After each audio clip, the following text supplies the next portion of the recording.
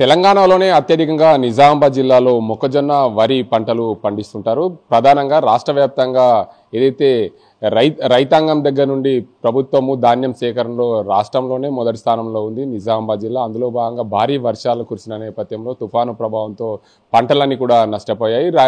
ఏదైతే నష్టపోయిన పంటలకు సంబంధించి ఆర్మూర్ నియోజకవర్గంలో ఆర్మూర్ ఎమ్మెల్యే పైడి రాకేష్ రెడ్డి రైతుల దగ్గర కళ్ళాలకెళ్ళి పరామర్శించారు. ఒక పరిస్థితిని కల్లారా చూశారు. రైతు గోస పట్టలేదని చెప్పి ఆర్మూర్ ఎమ్మెల్యే రైతులతో మాట్లాడుతున్న పరిస్థితి. నిజామాబాద్ జిల్లా కలెక్టర్ను కూడా కలిసి వినతి పత్రం ఇచ్చారు. మనతో మాట్లాడేందుకు ఆర్మూర్ ఎమ్మెల్యే పైడి రాకేష్ రెడ్డి సార్, చెప్పండి, ప్రధానంగా ఆర్మూర్ నిజామాబాద్ జిల్లాలోనూ అత్యధికంగా ధాన్యం సేకరణ కోసం ప్రభుత్వము 8 లక్షల మెట్రిక్ టన్నుల సేకరణ కోసం సిద్ధం చేసింది.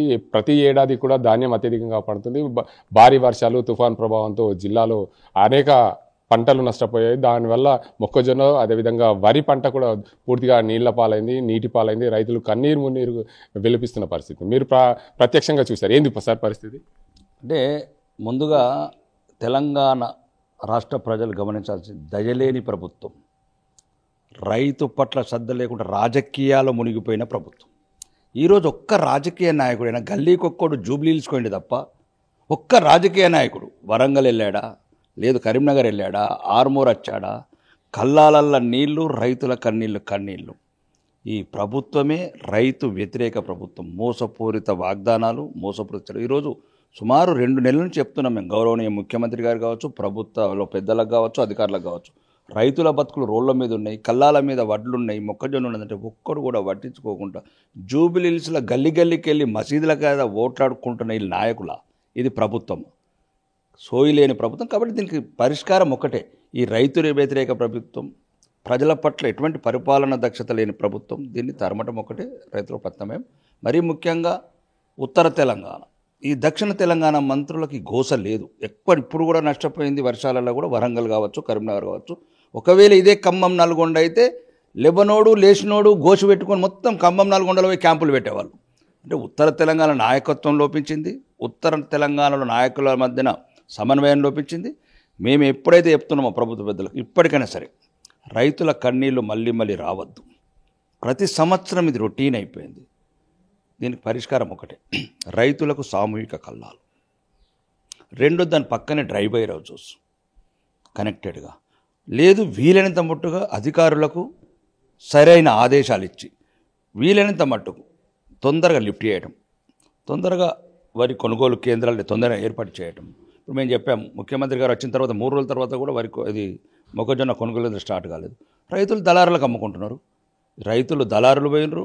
ఇప్పుడు ఈ రకంగా ఈ దైన్యస్థితి వచ్చిందంటే దీనికి మొత్తం 100% బాధ్యత రాష్ట్ర ప్రభుత్వం. మీరు కల్లాలోకి వెళ్ళి రైతాంగాన్ని ఏదైతే కన్నీరు పెడుతున్న రైతులను కూడా పరామర్శించారు. అసలు రైతు గోస అసలు చెప్పలేని వర్ణానీతం అని చెప్పచ్చు. ఆ పరిస్థితుల్లో తడిసిన ధాన్యాన్ని కూడా ప్రభుత్వం కొనుగోలు చేయాలని రైతులు డిమాండ్ చేస్తున్న పరిస్థితి మీరేమంటారు? చేయాల్సిందే. ఇది ప్రభుత్వ అసమర్థ, ప్రభుత్వ వైఫల్యం కాబట్టి కంపల్సరీ కొనాల్సిందే ప్రభుత్వం. అదే విషయాన్ని నిన్న కలెక్టర్ గారి దృష్టికి సహచార శాసనసభ్యుడు, నిజామాబాద్ శాసనసభ్యుడు ధనపాల్ సునం గారు అండ్ మా జిల్లా అధ్యక్షులతో కలిసి వెళ్ళడం జరిగింది. క్లియర్గా చెప్పాము. కలెక్టర్ గారు చెప్పారు, ప్రభుత్వ ఆదేశాలు రాగానే మేము చేస్తాము, మిల్లర్లతో మాట్లాడుతున్నాము, రైస్ మిల్లర్స్తో మాట్లాడుతున్నాము. కానీ అన్నిటికన్నా ముఖ్యంగా ఏంటంటే అసలు ఈ ప్రభుత్వమే నిర్లక్ష్యపూరితంగా ఉంది. రైస్ మిల్లర్లు కూడా స్థలం లేదు. పోయిన సంవత్సరం ఉన్న వడ్లు అట్లనే ఉన్నాయి. ఇంకా ఇప్పుడు ఆఫ్ ద రికార్డ్ ఏంటంటే అధికారులు చెప్పలేకపోతున్నారు, ప్రభుత్వ దృష్టికి దిగలేకపోతున్నారు. వాళ్ళేమో ఢిల్లీ చుట్టూ, ఫైరవ్ల చుట్టూ, అవినీతి చుట్టూ, అక్రమాల చుట్టూ ఏమో కాంగ్రెస్ ప్రభుత్వం తిరుగుతున్నది. ఇటువంటి విషయంలో ఏంటంటే మేము క్లియర్గా చెప్పాం కలెక్టర్ గారికి, లేదంటే ప్రజా ఉద్యమం చేపడతాం, రైతు ఉద్యమం చేపడతాం. ఈ రాష్ట్ర ప్రభుత్వం మెడలు వంచి ఈ తడిసిన ధాన్యాలు ఎటువంటి తరుగు లేకుండా కొనాల్సిందని చెప్పాము. ఇప్పుడు సహకార సంఘాల ద్వారా ధాన్యం కొనుగోలుకు సంబంధించి సహకార సంఘాలు, మహిళా సంఘాలు, ఐకేపీ వారన్నీ కూడా కొనుగోలు సెంటర్లు ఏర్పాటు చేసిన పరిస్థితుల్లో రైస్ మిల్లర్లు కడతాలేనిదే దించుకోలేని పరిస్థితి. ప్రభుత్వ ఆదేశాలు ఉన్నప్పటికీ కూడా ఎక్కడ కూడా రైస్ మిల్లర్ పైన ఒత్తిడి లేదు. కొనుగోలుకు సంబంధించి రైతు ధాన్యం కొనుగోలు అయిన తర్వాత కూడా అక్కడికి వెళ్ళిన తర్వాత వారాల తరబడి వేచి చూస్తున్న పరిస్థితి. ఇదే కదా ప్రభుత్వ నిర్లక్ష్యం. దీనికి సరైన పర్యవేక్షణ కమిటీ లేదు, అధికారులు లేరు, మంత్రులు లేరు. ముఖ్యంగా పెద్ద జోక్ ఏంటంటే తెలంగాణలో ఒక పెద్ద సిగ్గుచేటైన విషయం అంటే ఉమ్మడి నిజామాబాద్ జిల్లాకు మంత్రి లేడు. 2 సంవత్సరాలు అయిపోయింది. అసలు ఎవడు ఎవరు ఈ ప్రభుత్వము, ఎవరి గురించి వచ్చింది, ఎవడు అసలు నాకు అర్థమే కావట్లేదు. మా ఒక జిల్లాకు ఒక పెద్ద అనేవాడు లేడు, అన్యాయాలు జరుగుతూ పట్టించుకునేవాడు లేడు. రైస్ మిల్ తెలిసిందండి. ఇప్పుడు నువ్వు సరైన టైంలో నూక శాతం పెరగకుండా తడి శాతం పెరగకముందు సరైన సమయంలో లిఫ్ట్ చేసి రైస్ మిల్ వ్యాపారం అండి. ప్రతిసారి మనం రైస్ మిల్లులని బ్లేమ్ చేయడం కాదు. ఒకవైపు మన ప్రభుత్వ చర్యలు ఉండాలి, రైతుకు సంతోలన చర్యలు ఉండాలి. అప్పుడే రైస్ మిల్ వరకు మనం చెప్పొచ్చు. నిన్న మేము కలెక్టర్ గారికి చెప్పాము, నేనే చెప్పాను ప్రత్యేకంగా, సార్ ఒక 3-4 తేమ శాతం ఉంటే రైస్ మిల్లర్స్కి నచ్చ చెప్పండి సార్. కలెక్టర్ గారు ఒప్పుకున్నారు.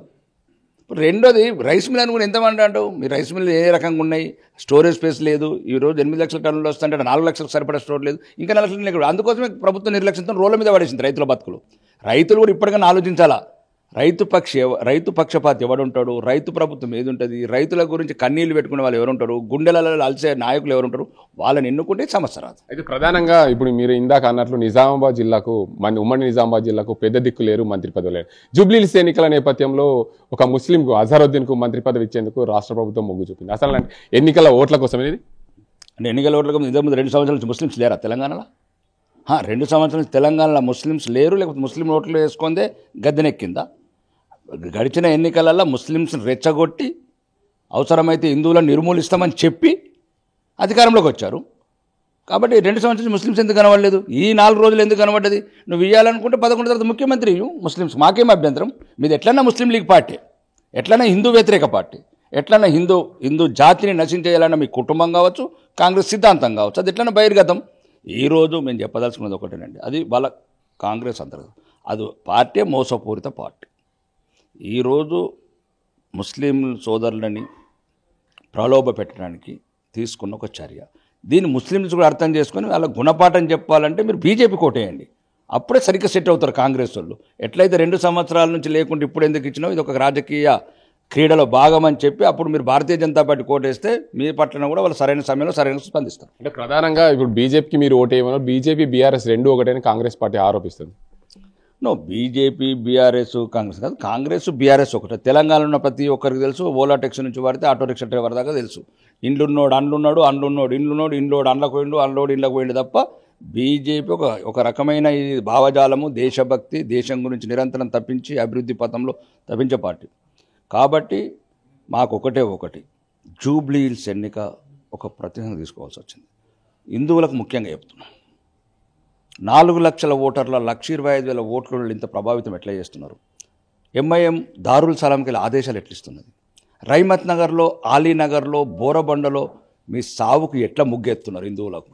ఇది తెలుసుకోండి అంటున్నారు హిందువులకు. వాళ్ళంతా ఒకటైనప్పుడు 2 పార్టీలు మసీదుల దగ్గర జోలలు పట్టినప్పుడు ఒక్కడు కూడా మందిరం దగ్గరికి ఎందుకు రాడు? మనలో మనమే సెక్యులర్ ముసుకున్న వాళ్ళే మన శత్రువులు.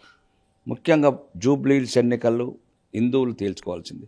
మేము మిమ్మల్ని మేల్కొల్పుతున్నాం.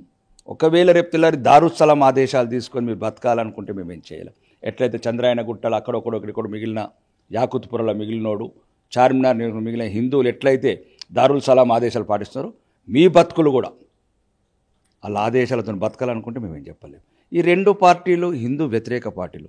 ఒక విషయం చెప్తున్నాను, హిందువులందరూ గమనించండి. రామాలయం కడతామన్న పార్టీ, మెజార్టీ ప్రజల మనోభావాలని గౌరవిస్తున్న పార్టీ, సుప్రీంకోర్టు ఆదేశాల ప్రకారం మేము ఒక హిందువుల ఆరాధ్య దైవమైన శ్రీరాముడు మందిరం కడితే ఈ కాంగ్రెస్ పార్టీ, రాహుల్ గాంధీ 24 కేసులు వేసి 48 మంది అడ్వకేట్లను పెట్టి దేశంలో ఉన్న అడ్వకేట్లను అందరినీ దించారు. అంటే ఇది ఇప్పుడు మీరు ఆలోచించుకోవాలి, హిందువులు రామ మందిరానికి అడ్డు తగిలిన కాంగ్రెస్ పార్టీ కావాలా, మీ మనోభావాలను గౌరవించి మీ ఆత్మనిబ్బరం ఆత్మగౌరవం నిలిపిన భారతీయ జనతా పార్టీ కావాలా? రెండోది, ఈ బీఆర్ఎస్ కూడా ఎన్నడూ హిందువులని ప్రతిరోజు చులకన, ఏ రోజు అక్షంతల గురించి ఎంత చులకనగా మాట్లాడు, హిందుగాళ్ళు బంధువులు మాట్లాడిన పార్టీ అది. కాబట్టి ఈరోజు మీ అందరికీ గౌరవం నిలపాలా ఒకవైపు, అభివృద్ధి ఒకవైపు. ఇప్పుడు ఎట్లయితే ముస్లిమ్స్, ఇప్పుడు మేమేం చేశాము, ప్రధానమంత్రి ఆవాస్ యోజన ఇచ్చాము, దాంట్లో ముస్లింలకి మేము అందరికి ఇచ్చామే, ఫ్రీ రైస్ ఇచ్చాము 83 కోట్లు, అందరూ ముస్లిమ్స్ కూడా ఇచ్చామే. ఏదైతే ప్రభుత్వ పథకాలు వందే భారత్ రైలు పెట్టే ముస్లిమ్స్కి సీట్లు ఏం లేవు, అందరికీ ఉన్నాయి సీట్లు. మేము నిజంగా వాళ్ళని భారతీయులుగా భావిస్తున్నాం, ముస్లిమ్స్ మా సోదరులుగా భావిస్తున్నాం, మా పూర్వీకుల సంతానం అది. మాకు మనసు నిండా ప్రేమ ఉంది ముస్లింల మీద. కానీ విషం పోస్తున్నారు ఆ 2 పార్టీలు. ఎట్లయితే ముస్లిమ్స్ అంతా ఒకటవుతున్నారో, వాళ్ళకి ఎన్ని చేసినా, ఎన్ని అభివృద్ధి ఫలాలు ఇచ్చినా, ఓటు వరకు వచ్చే వరకల్లా చివరికి మతమే ప్రతిపాదికన వాళ్ళ నేతలు దారుల్ సలాములు మసీదులలో చెప్పిన మాటలని ఏ రకంగా అయితే వాళ్ళు ఓటేస్తున్నారో మీరు కూడా హిందువులు మీ ధర్మం కాపాడుకోవాలా, మీ ఆత్మగౌరవం ఉండాలా, భవిష్యత్తులో ఈ అభివృద్ధి ఈ రకంగానే పరుగులెత్తాలా అంటే భారతీయ జనతా పార్టీ ఓటేయండి. మొత్తంగా చూసుకోవచ్చు, ఏదైతే జూబ్లీస్ ఎన్నికల నేపథ్యంలో ఏదైతే మైనారిటీకి మంత్రి పదవి ఇవ్వడం సమంజసం కాదు. ఎందుకంటే ఎన్నికలు ముగిసిన తర్వాత ఇన్ని రోజులు 2 సంవత్సరాల్లో కాంగ్రెస్ పార్టీ అధికారంలోకి వచ్చింది. అధికారంలోకి వచ్చినప్పుడు ఈ ముస్లింస్లతో ఓటేసి గద్దెనెక్కలేరా? ఇప్పుడు ఎన్నికల నేపథ్యంలో ఓట్లాడుకోవడానికే మైనారిటీలకు మంత్రి పదవి ఇస్తారు. ఎన్నికలు ముగిసిన తర్వాత మీరు ముఖ్యమంత్రి సీట్ ఇచ్చుకుంటే మాకేం అభ్యంతరం లేదని చెప్పి ఆర్మూర్ ఎమ్మెల్యే పైడి రాకేష్ రెడ్డి హాట్ కామెంట్ చేస్తున్న పరిస్థితి. ఇది ఇక్కడ పరిస్థితి. ప్రసాదంతో గంగారెడ్డి RTV నిజాం. తెలుగులో ఫాస్టెస్ట్ న్యూస్ యాప్ ఇప్పుడు కొత్త అవతారంలో 5 సెకండ్లోనే పూర్తి వార్తా సమాచారం మీ చేతిలో. సోషల్ మీడియా ట్రెండ్స్ మీ కళ్ళ ముందుకే live TV and voice search options తో ఇప్పుడే డౌన్లోడ్ చేయండి. యాప్ లింక్ డిస్క్రిప్షన్ లో ఉంది.